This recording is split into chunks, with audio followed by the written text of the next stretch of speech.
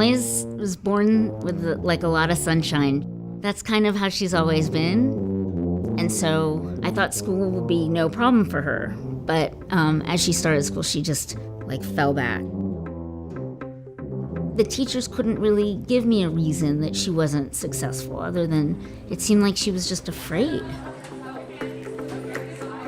Traditional teaching can be sometimes very teacher-driven and teacher-focused. Summit Learning really puts students in the driver's seat of their education and places teachers more in a facilitator role. It's definitely a learning curve for everyone, but I feel like Summit really recognizes that. So how many assessments do you have to do before the 8th? At Coastal High School, having our parents support our students' learning and be active partners in education allows us to work as a team. So we actually refer to it as our Coastal High School stool, if you will, and every stool has 3 legs. In order for the stool to stand and stay strong, all 3 legs must be intact. The 3 legs being the student, the parent, and the teacher. This struggle is perfectly normal.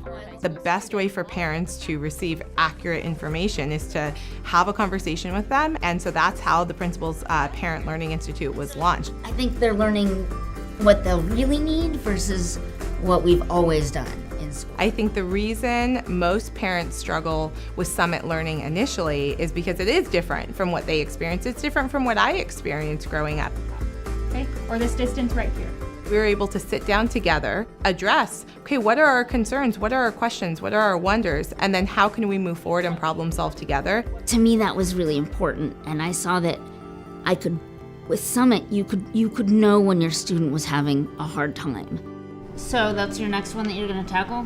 I don't wonder. I never wonder what she's writing. I know. I can go in and look. I can look at her teacher's comments. And it's helpful for me to know that my mom knows what I'm doing.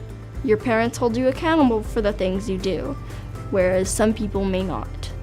But your parents will, and that helps you. It's a new age. Are we gonna invite our kids into it, or are we gonna keep them on paper and pen and hope that at the end, when they get to college or out in the real world, they're gonna adapt all this technology?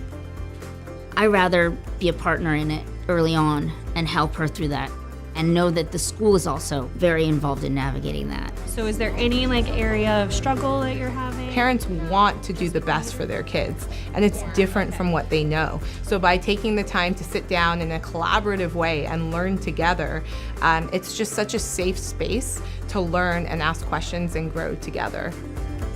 I have grown from a student who never got their work done, who didn't really care, to now I am diligently doing it.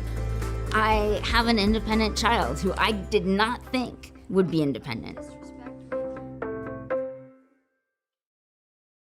I didn't want to come here. My dad, he was the one who forced me. My dad is like, no, you have to go. You're gonna regret. If you stay here, you're gonna regret it. He actually said, in 10 years, you're gonna say, thank you, Dad. I really appreciate it. And I actually did. I always told him thank you, Dad, for forcing me to come here. And at the airport in Mexico, my family and friends went to say goodbye to me, and it was very, very sad because everybody was crying. I was very young and I took things for granted. I didn't appreciate my family, my friends. You come here, and I think every Mexican that immigrates from Mexico here experience that. The first thing that they think about is their family. It was a big cultural shock. It was hard for me. First of all, for the language. Second, because of the culture. It's so different, the culture between Mexico and the United States, even though we live or we are neighbors. We're so close, but separate at the same time. In Mexico, we have we have limited opportunities, and here you can accomplish whatever you want to. It's up to you if you want to go as far as possible or just stay. Here, you know that you're gonna have opportunities, so you work hard to get what you want. And in Mexico, even if you work hard, you're not gonna get opportunities.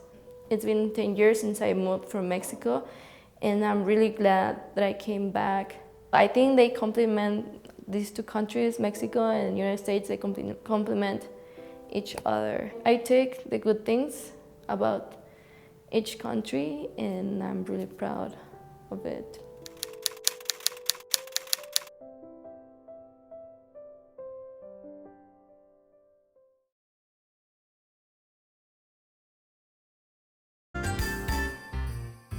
Ethel M. Chocolate's Holiday Tin. So good, even Santa can't keep his hands off them.